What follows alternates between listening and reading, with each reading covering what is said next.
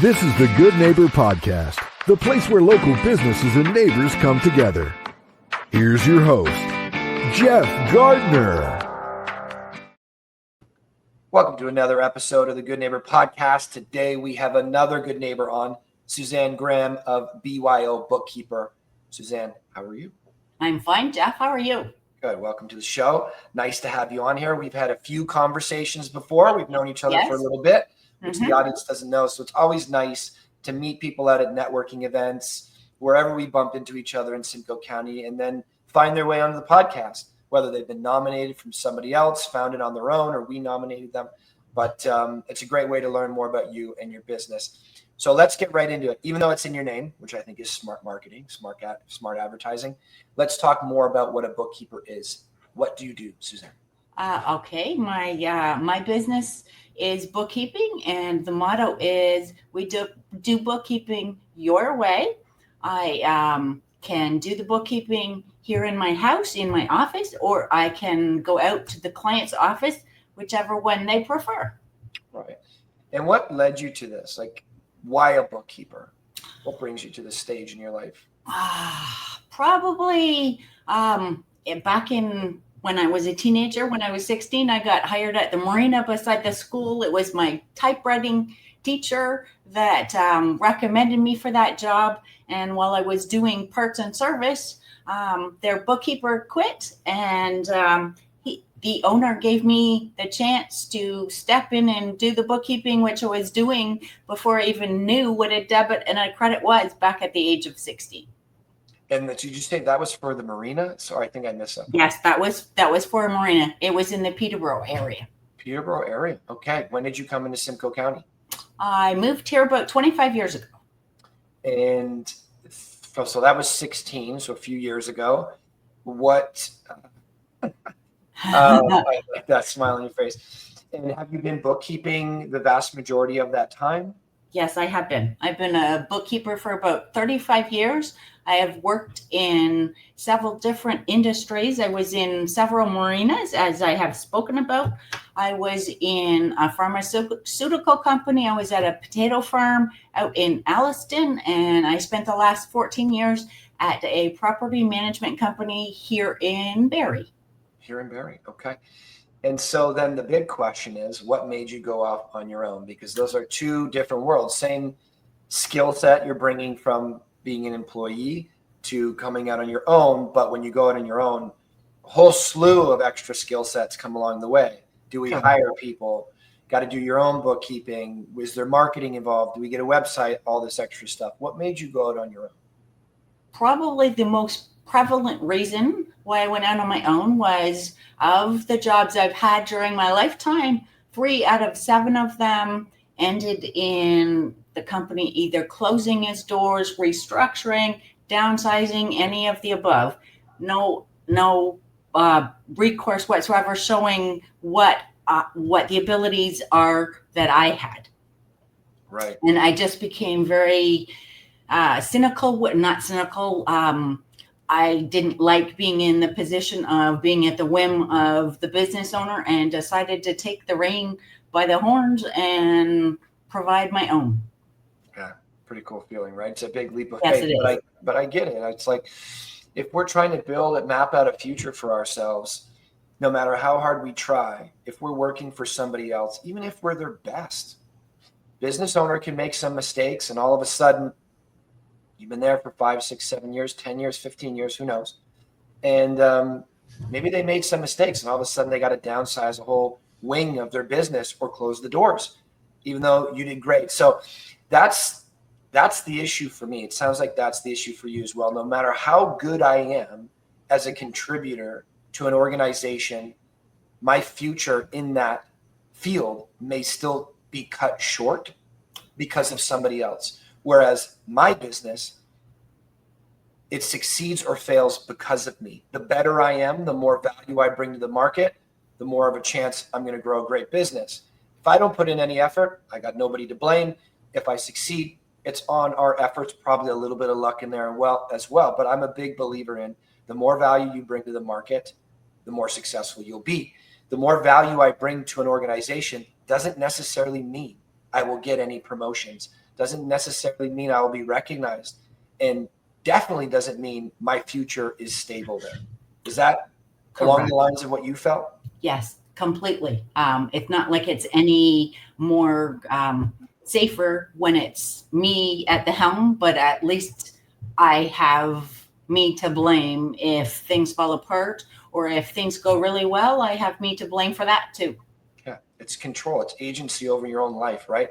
That's Rather than being in the back seat of the car, you're in the driver's seat. And that, I don't know, there's this line that I really like, that discipline is freedom. And I believe that to a large degree, but I think there's also a great freedom in agency and autonomy in driving our own car, basically, rather than sitting passenger and helping somebody else build it. So I get it. That's what I did. I started off as an employee like most people. I think I had an entrepreneurial spirit because I started selling things at a young age. Then I became a personal trainer at a gym, and then went out on my own. And I have struggled.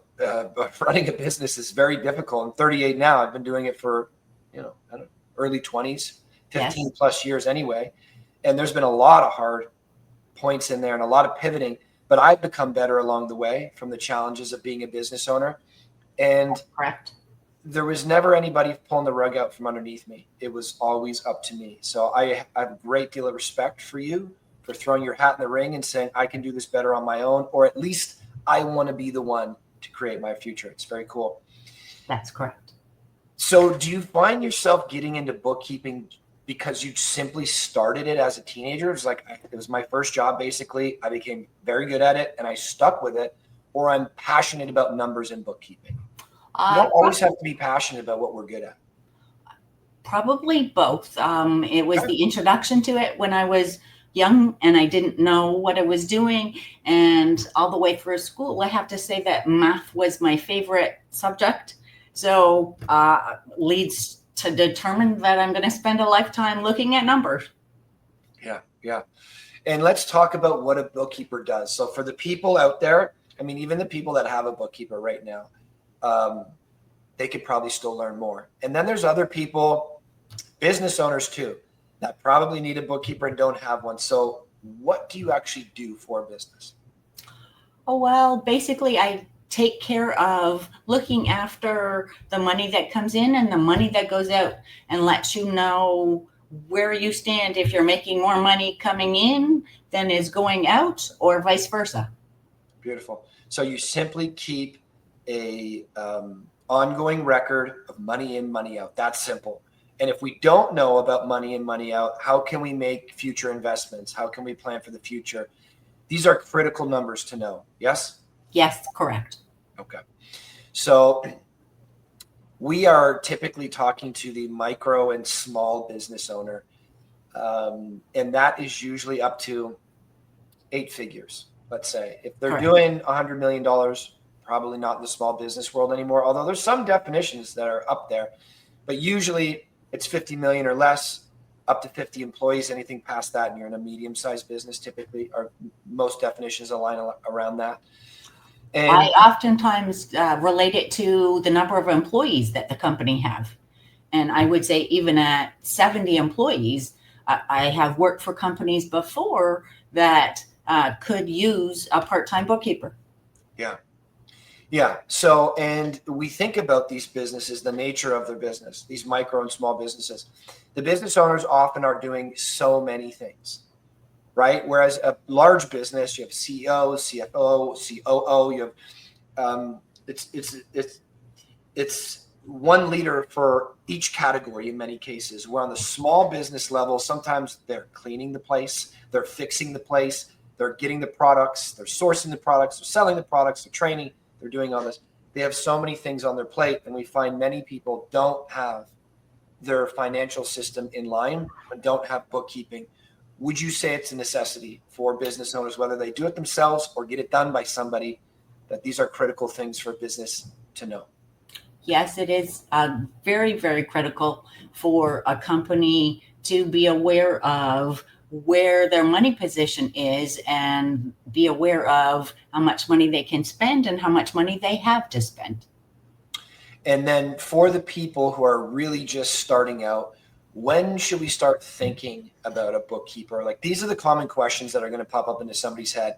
Okay, I'm now making $4,000 a month as a business owner. It's taken me a few years to get here, whatever the case is. I'm now here. I've done it all on my own.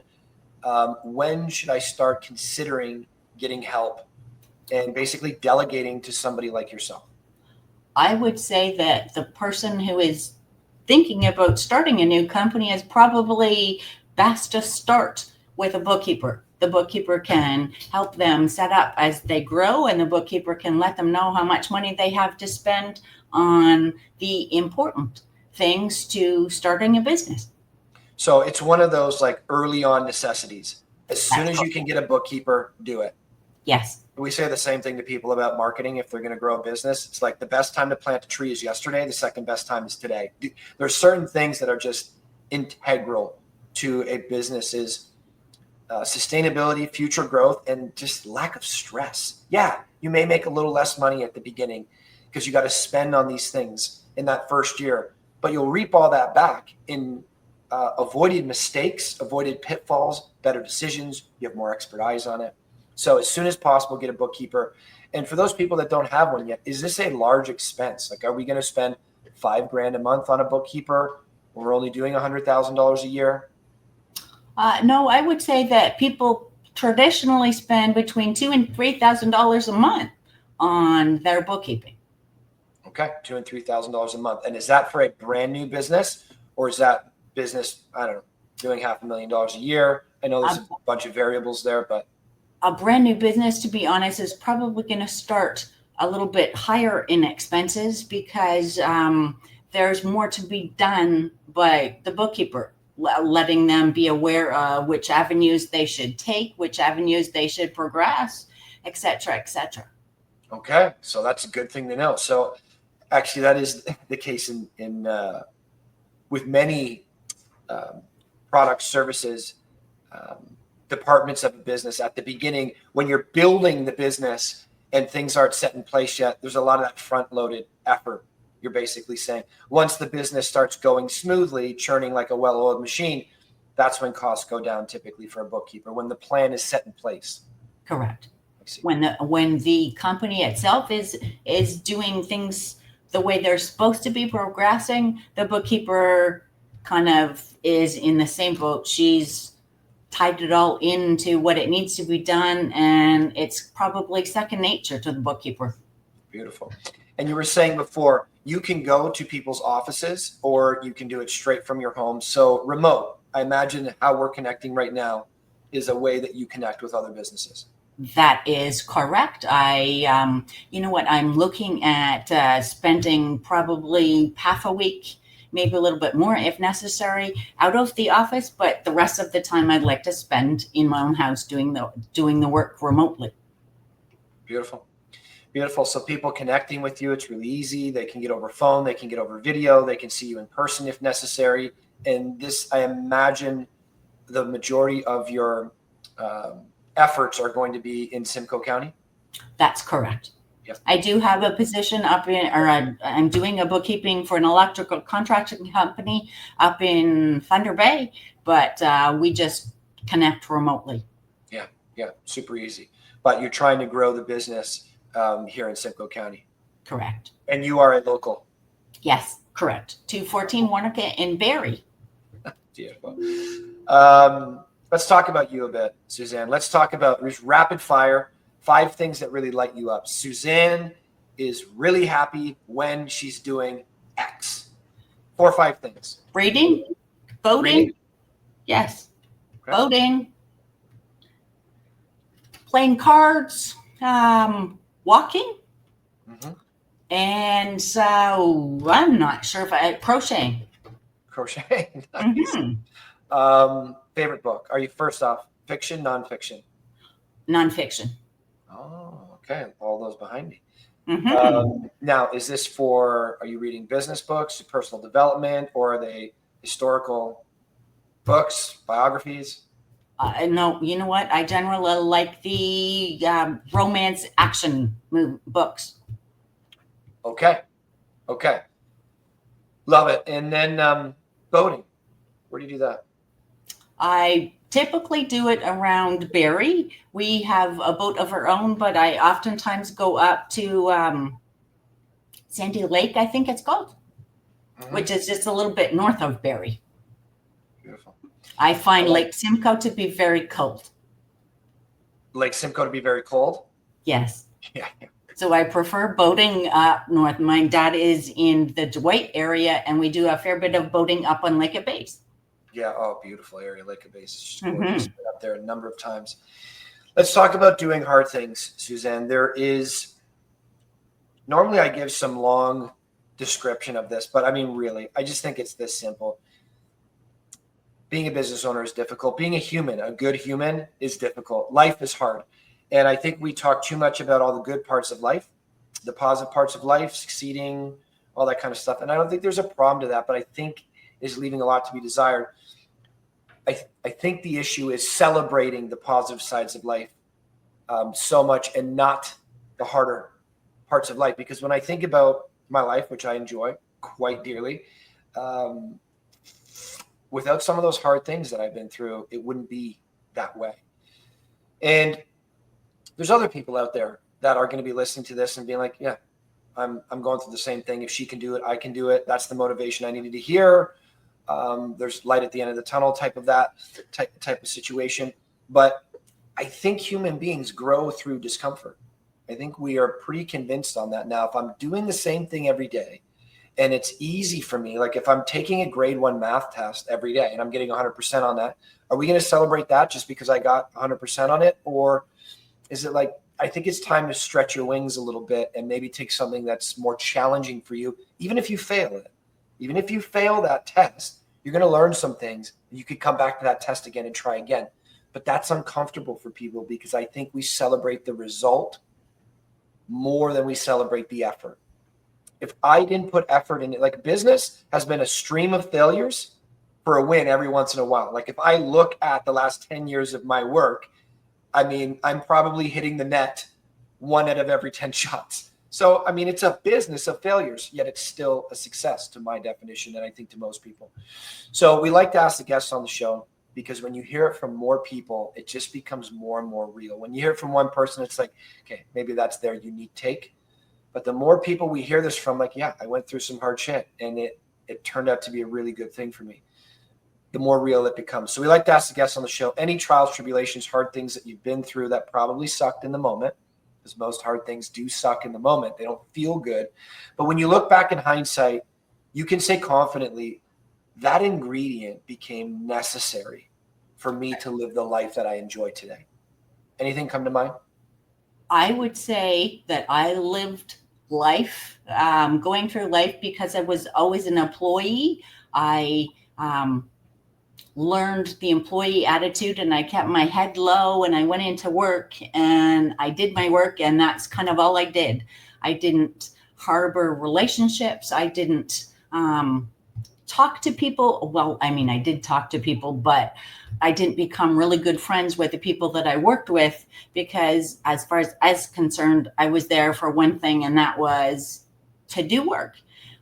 Many people could say that would be an introvert complex, but I wouldn't say that. Nowadays, what I've learned, especially with opening a company, is that you no longer can hide behind your work. You need to be out front. You need to be apparent. I mean, everybody's looking at you because you are considered to be the company.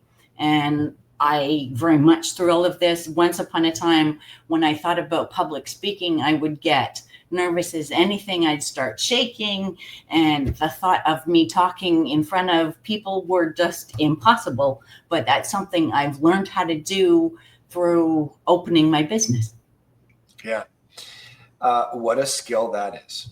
Yes, I it is. remember it became so important to me to be effective at public speaking. We have a team of people. We have to represent ourselves as leaders. I mean, if I can't get people to do things by following what I do, then we're not going to have a good team. So I have to get good at speaking. And I remember my hands used to get sweaty, armpits sweaty. I would start thinking rather than focusing on who I'm speaking to. I don't know why us humans get so caught up in the judgment of the people we're speaking to, but it seems like a lot of us wrestle with that issue. But it is an extremely potent skill. When I think of like Oprah, Tony Robbins, these types of political leaders, these types of very big characters, what are one of the things that they all have in common? They all can speak confidently in front of groups of people, and people latch on to their every word. So you going from that employee mindset, almost conditioned to be an employee, you fell into that lane, be this, you were that, and then you broke out of that mold and started putting yourself in front of your business. Has it had a positive impact on your life, even though it was difficult? Yes, in the long run, it has. For example, I was too scared to talk at my own wedding. I told my husband I'd stand up front and let him thank everybody, let him have the conversation, but I would just stand beside him and not talk. And now when we have family events and stuff like that, I do not have a problem. I'll stand up there and say whatever needs to be said. And you're out at networking events, and that's how we met. Had you not had that skill, we probably wouldn't have met. Correct. Very cool. Love that story. And I know, pretty confident, many people can relate with that. Public speaking is a fear for many, many people. I mean, the judgment of one person, sometimes we get a little fearful of, but when you have 50, 100 people in a room all staring up at you and like waiting for you to deliver the goods, yeah, it's very challenging sometimes, but what a freeing skill to have. I think we really have to drop the value on the judgment of others to do that skill well. The more you do it, the less potent their judgment becomes. So I think that's very cool. Let's pivot back to your business a little bit. We were just talking about public speaking, so this is a perfect segue into this. So you're up on stage, 500, 1,000, 1,500 people, whatever, in the audience that are all interested in bookkeeping in some way. Maybe they're a client of yours, maybe they're an ex-client, maybe they're a potential client, but they want to learn about what you have to say. They hand you the microphone and say, Suzanne, you have 1 minute to tell the audience what they need to know about your business, about how you can impact their life. What do you tell them? One, probably that I'm a Spire advisor, Spire being a software which has inventory tendencies and a strong accounting core background. Because of that, I have the ability to put new clients on that in the privacy of my own home to avoid the cost of a software expense until they get big enough to which they require to purchase that expense or purchase the software. Okay, so let's peel that back a little bit more because I don't know if I understood that fully. What is Aspire? Spire is the name of a software company out in Alberta. And is it Spire or Aspire? Spire, S-P-I-R-E. Okay, and what exactly does it do? It is an inventory-centric company, so it can look, or software, I mean, so it can look after companies that deal with inventory that make up kits out of 5 inventory parts made up, and then you just sell the one inventory or the one part.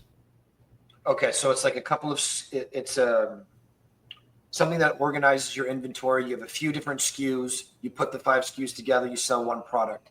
That's correct. So this software helps you in the bookkeeping process. Correct. In the organizational part of it. Correct. Beautiful. And I can put my new customers on that. It's only a one user software until they grow big enough that they can then put the money into software expenses and they can buy more than a one-person version. Okay, so a company may actually need more than one user. That's correct. If they grow big enough. And you help them set all that up. And is that just for a physical product company? Like, we don't have a physical product. We have no SKUs in our company. No, it works for everybody. But yes, it does have the ability to help with those. Beautiful. Beautiful. And then what do I want to ask? Some bookkeepers work full-time for one business, even though they're still a subcontractor or they're a sole proprietor, independent contractor. Some work for many different. It seems like you're a bookkeeper for many different clients. Is that what you prefer rather than just one? Yes. Okay.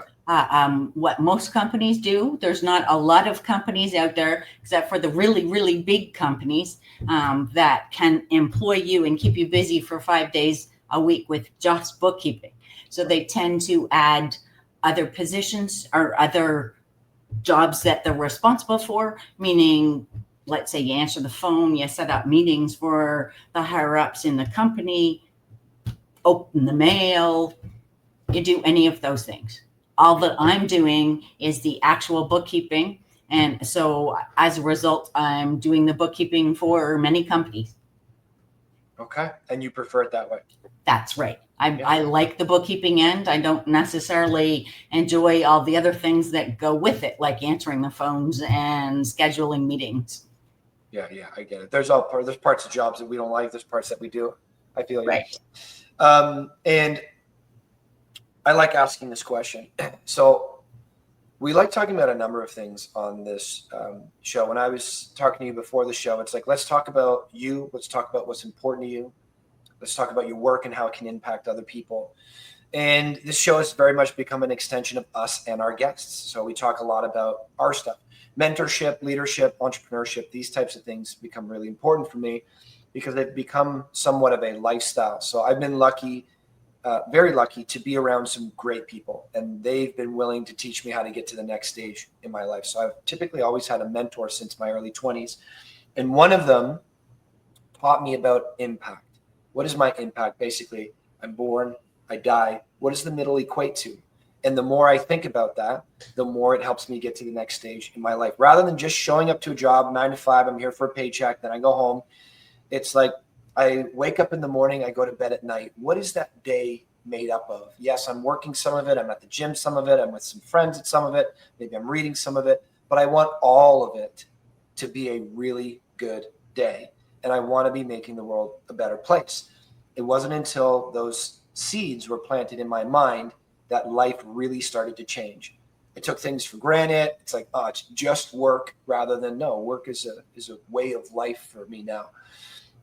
It seemed like I always wanted to get home from work before, whereas now I love what we do. I think that's one of the reasons why we built the business we have.